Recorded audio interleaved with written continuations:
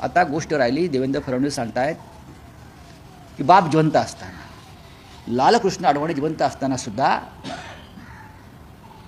शहाजहानप्रमाणे त्यांना कोंडून ठेवलं, बेदखल केलं आणि मोदी पंतप्रधान झालेच ना. भारतीय जनता पक्षाचा हा डोलारा जो आहे हा लालकृष्ण अडवाणींनी उभा केला.